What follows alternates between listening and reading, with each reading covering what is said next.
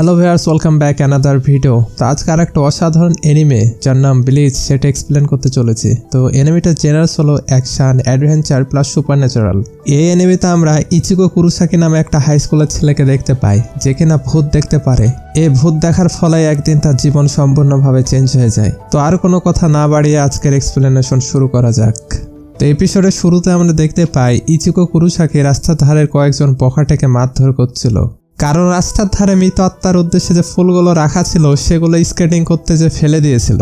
Ichigo কুরোসাকি তাদেরকে প্রচণ্ড মারধর করার পর বলে, এরপরে যদি এই ধরনের কোনো কাজ করো তাহলে আমি তোমাদের মেরে ফেলবো, যাতে করে তোমাদের আত্মার উদ্দেশ্যে কেউ ফুল দিতে পারে। এটা শুনে তারা অনেক ভয় পেয়ে সরি বলে চলে যায়। এরপরে আমরা সে আত্মাকে দেখতে পাই। তো ইচিগো তাকে বলে, আগামীকাল আমি তোমার জন্য ফ্রেশ ফুল নিয়ে আসবো। এরপরে সে বাড়ি ফিরে আসে, কিন্তু দরজা খোলার সাথে সাথেই তার বাবা তাকে প্রচণ্ড জোরে একটা লাথি মারে, কারণ সে লেট করে বাড়ি ফিরেছিল আর এটা ছিল তাদের ডিনারের সময়। ইচিগো বলে, এতে তো আমার কোনো দোষ নাই, আমি তো একটা ভূতকে সাহায্য করছিলাম। তার বাবা বলে, অজুহাত দেওয়া বন্ধ করো।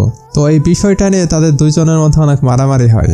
সেখানে আমরা ইচিগোর দুই বোন ইউজু ও কারিনকে দেখতে পাই। তারা এদের মারামারি নিয়ে কোনো আগ্রহ দেখায় না, হয়তো এগুলো ছিল প্রতিদিনের ব্যাপার। এরপরে আমরা জানতে পারি ইউজু ও কারিন দুজনেই ভূত দেখতে পারে, শুধুমাত্র তাদের বাবা ভূত দেখতে পারে না। ইচিগো ডিনার না করে তার ঘরে চলে যায়। পরের দিন সকালে আমরা দেখতে পাই শহরের একটা মেন জায়গাতে অনেকগুলো বিল্ডিং ধ্বংস হয়ে গেছে। কি জন্য এই দুর্ঘটনা ঘটেছে বিশেষজ্ঞরাও তা বুঝতে পারছিল না। এই নিউজটা ইচিগো টেলিভিশনে দেখতে পাই। ইচিগো যখন মৃত মেয়েটির জন্য ফুল নিয়ে যাচ্ছিল তখন আমরা দেখতে পাই দুর্ঘটনাটা সেখানকার আশেপাশে ঘটেছিল। ফুল নিয়ে যখন সে মৃত আত্মাটিকে দিতে যাবে তখন সেখানে কাউকে দেখতে পাই না। কারো চিৎকার শুনে ইচিগো সেখান থেকে দৌড় দেয়। তখনই মনস্টার টাইপের কিছু একটা আবার আক্রমণ করে দেয়। সেখানে সে মৃত মেয়েটি ছিল। ওই অদ্ভুত প্রাণীটি যখন তার পিছু নেয় ইচিগো তাকে নিয়ে পালাতে শুরু করে, কিন্তু রাস্তার মাঝখানে মেয়েটি পড়ে যায়। অদ্ভুত প্রাণীটি যখন মেয়েটিকে খেতেই যাবে তখনই হঠাৎ করে আরেকটি মেয়ের আবির্ভাব হয়। মেয়েটি তার তরোয়াল দিয়ে নিমিষেই প্রাণীটিকে হারিয়ে দেয়। ইচিগো তাকে থামতে বললেও সে কিছু না বলেই সেখান থেকে চলে যায়। আশেপাশের মানুষগুলো প্রাণীটিকে দেখতে পায় না, তারা মনে করে হয়তোবা এটিও বিস্ফোরণ ছিল। তখনই আমরা বুঝতে পারি এই সব কিছু স্পিরিট রিলেটেড কিছু একটা ছিল, যেগুলো সাধারণ মানুষ দেখতে পায় না। রাতের বেলা যখন শুয়ে শুয়ে সে এই ঘটনাগুলো নিয়েই ভাবছিল তখন প্রজাপতি টাইপের কিছু একটা দেখতে পায়। তখনই জানালা দিয়ে সে অদ্ভুত মেয়েটি প্রবেশ করে। ইচিগো তাকে প্রশ্ন করে, তুমি কে? কিন্তু সে কোনো রিপ্লাই দেয় না, এমনকি তার দিকে তাকায়ও না। হঠাৎ করে সে তার তরোয়ালটি বের করতে যাচ্ছিল। তখন ইচিগো বলে, তুমি কি আমাকে কেটে ফেলতে চাও? সে অনেক ভয় পেয়ে যায়, কিন্তু মেয়েটি আসলে আশেপাশে কাউকে খুঁজছিল। ইচিগো তো এবার রেগে যে পেছন থেকে তাকে এক লাথি মারে, বলে, তুমি কি আমাকে অবহেলা করছো? কখন থেকে জিজ্ঞাসা করছি তুমি কে? তখন মেয়েটি অবাক হয়ে বলে, আরে তুমি কি আমাকে দেখতে পাচ্ছ? এরপর আমরা জানতে পারি মেয়েটি ছিল আসলে সোল রিপার। অন্যদিকে আমরা দেখতে পাই সে মৃত মেয়েটির আত্মাটিকে আবারও সে ভয়ানক প্রাণীটি তাড়া করছিল।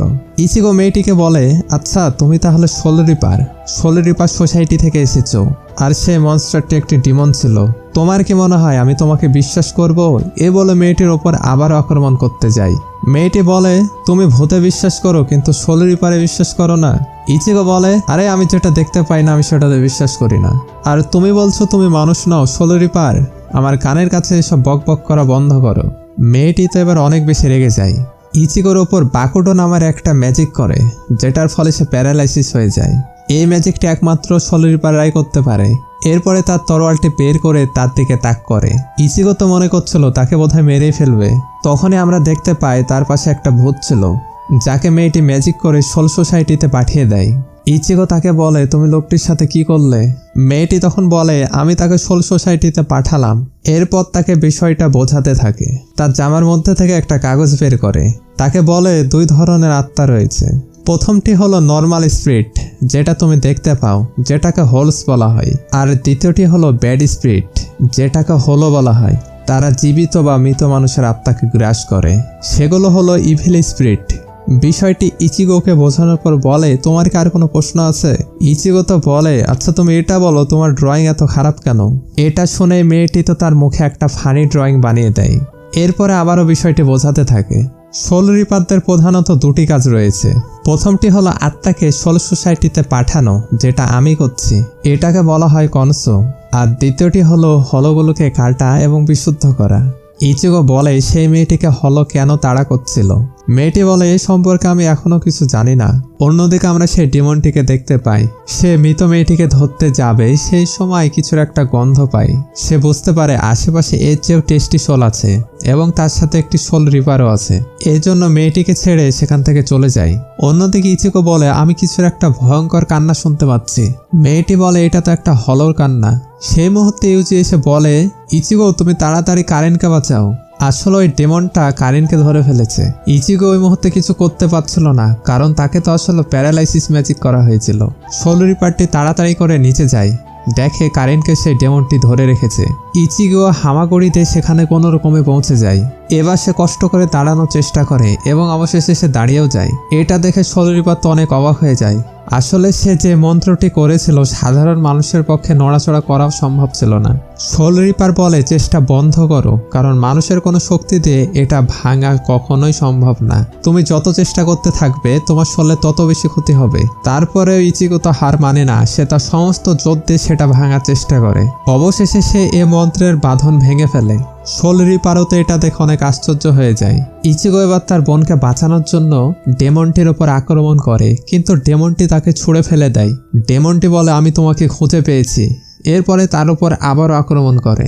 এইদিকে সোল রিপারটি তার তরোয়াল দিয়ে সোজা ডেমনটির হাতে আঘাত করে, যার ফলে সে কারিনকে ছেড়ে দেয়। ইচিগো দৌড়ে যে তার বোনকে ধরে ফেলে। অন্যদিকে সে ডেমনটি অদৃশ্য হয়ে যায়। ইচিগো মনে করে তার বোনের হয়তোবা কিছু হয়ে গেছে, কিন্তু সোল রিপারটি বলে চিন্তা করার কোনো কারণ নেই, কারণ সে তোমার বোনের আত্মা গ্রাস করেনি। সোল রিপারটি বলে ডেমনটি আসলে একটা হায়ার লেভেলের শক্তিশালী এনার্জেটিক আত্মা খুঁজছে। সেই হলোটি আজ বিকালে মেয়েটির পিছনে না, বরং তোমার পিছনে এসেছিল। ইচিগো বলে কিন্তু কেন?